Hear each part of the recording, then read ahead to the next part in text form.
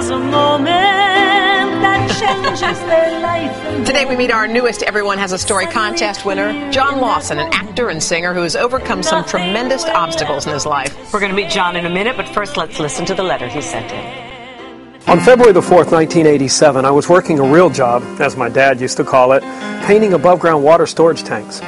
An electric line with 7,600 volts arced over to the scaffolding where I was working with an aluminum extension paint pole and burned both my hands and 28% of my body. I spent the next 4 months in the North Carolina J.C. Burn Center. Having started playing the piano at age 3, at age 30 I was leaving the Burn Center with both hands amputated and steel hooks in their place. A couple of years later, a friend of mine called and said they were doing a musical production, saying they'd amputated my hands, not my voice. There in the pit orchestra, I met the love of my life. We dated for 2 years, fell in love, got married, and 2 years later had a baby together. When the baby was 2, my 34-year-old wife was diagnosed with terminal breast cancer. She fought a long and arduous battle, but lost the war in 2001 when the baby was 10. These past 10 years have probably been the best, as I've been mom and dad to a motherless daughter who now at age 20 is a senior at Miami University. Along this journey, I've become the first double-hand amputee to be trained and certified as a private pilot in the U.S., and the only double-hand amputee to be trained as a scuba instructor in the world. Over these past few years, I've started my career back to acting, and now as a performer with disabilities, have had a few roles in TV shows and films. Early in my acting career, someone gave me a mug that said, "Life is not a dress rehearsal." Those 6 words carry a powerful meaning. We only get to do this once. No matter what or where our stage, this is our one and only performance. And John is here with his beautiful daughter, Whitney. And to be with the two of you is like a comedy act. Yeah. I had no idea you were so funny. When Kath talked about the T-shirt that you wore that says, what, I'm not great at patty cake or something like that. I really suck at patty cake. Suck at patty cake. Yeah. How much has humor helped you kind of make your way through all of this? A lot, really. I feel like humor makes everything a good, even playing field for everybody, no matter what your politics or religion. So I've used humor a lot, and I use it a lot in stand-up also. And in your acting, didn't you said you just shot an MTV thing where you play a DM? I play a DMV examiner on MTV show Awkward, and she went to go get her driver's license, and I sort of stick my hooks all around in front of her face, and she freaks out and doesn't get her driver's license. Now, what about, I mean, they do have a lot of prosthetics now. You've seen a lot of people. Why do you choose to keep the hooks? Mainly, these were invented in the 1940s after World War II when the United States had its most amputees, and it's basically the keep it simple, stupid. It's the easiest. It's the most lightweight. I scuba dive. A lot of the electronics aren't waterproof and things like that, so they work good underwater. And something I read said that your mom and some of your friends had much more difficult time with all of this than you did. Why was that? It is. I think, and I go back to the Burn Center in Chapel Hill, and I visit a lot of the hospitals in Cincinnati and work with new amputees, and I end up talking more to the families than I do to the actually amputee themselves, because they have a harder time, because it's hard. Even today, people, if they see me coming, will want to hold a door open for me as if I can't open the own door. Sure. Maybe they're just not sure what you are capable of doing. And that's they don't know you that we found out. They're getting to know you. And a lot of that's true, you know. I mean, I've been a single parent for the last 10 years, and so that's been a big part. I changed diapers. I've done it all. Whitney, you've only obviously known your dad this way. How has it been difficult at all to deal with friends and people and just, young girl things? I think it was really easy because we were really open family about it. He was always in the school with my classes, working with my teachers, working with the students. So it was never really awkward to have him there. They loved it. He was my Girl Scout leader. He did all of those things. Of course he was. We went camping. I love the pleated skirts. We went camping. We did everything. As for the girl stuff, my mom we knew that she was passing and prepared both of us really for what was going to come after she passed away. And so we go bra shopping, make a couple trips to Victoria's Secret. Really? We have a good time together. Look at you guys have a great relationship. Really, that's terrific. Are you tough on the guys she brings home? Yes. They don't get a name. Yes. No boy gets a name. It's always the always boy. The boy. That's the it. Boy. That's the most credit they Well, get. we have a boy who's quite the man now, who actually went to your same university. Yes, Miami University. We just found that out. Now it's time for you to hear the song that David and I wrote just for you. Please welcome Broadway performer, one of my favorite leading men in the whole world, Ed Watts. The song is called When Lightning Strikes.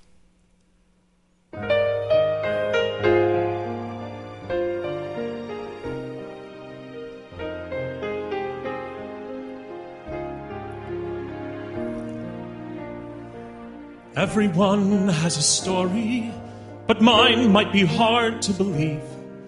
I've lost so much in the course of one life. How I am where I am might be hard to conceive.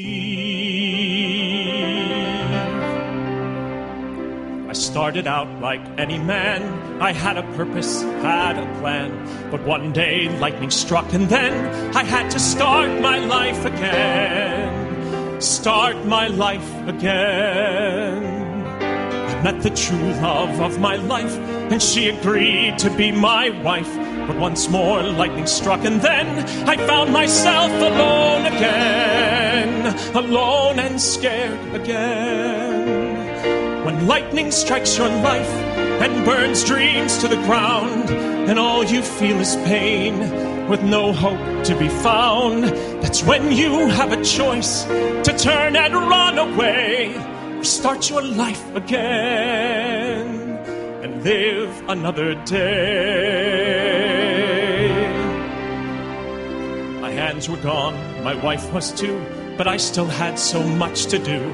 I had a child, I had a voice, I had a pulse, I had a choice.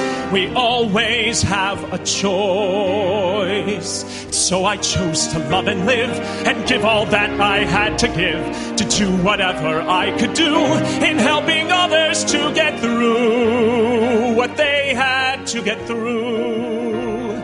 When lightning strikes your life, you've got to realize that storms can make you strong and pain can make you wise, and lessons that you learn through suffering and strife are lessons you can teach, 'cause lightning struck your life.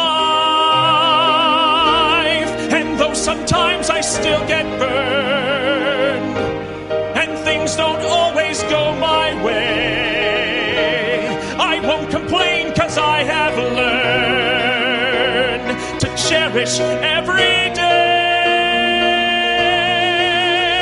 So if lightning strikes your life and you feel you've been burned, I hope you will take heart and learn what I have learned, to live with all life brings and do all you can do to turn that lightning into light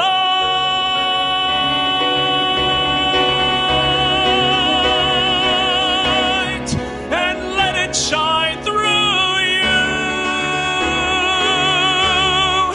When lightning strikes your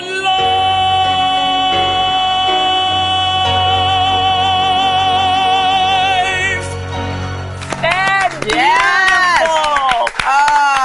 That was a four-hanky. Yes, it was. That was a four-hanky. We'll be back with more of Today, but first, this is Today on NBC. But I still had so much to do. I had a child, I had a voice, I had a pulse, I had a choice. We always have a choice.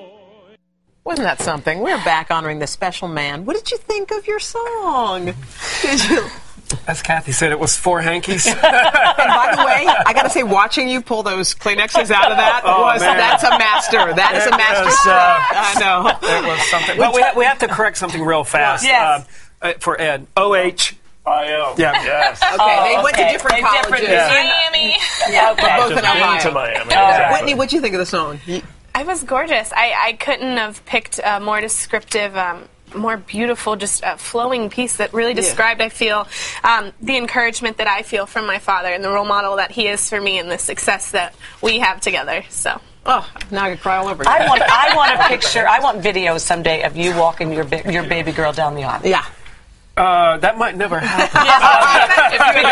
The boy. Yeah, the boy. Yeah. Someday there might be a fizzle. That would be a future son-in-law, but that would fizzle, so that would be a long time. How about Ed? No, Ed would be a perfect fit into that group. Believe me, everybody's fighting over Ed. Trust me.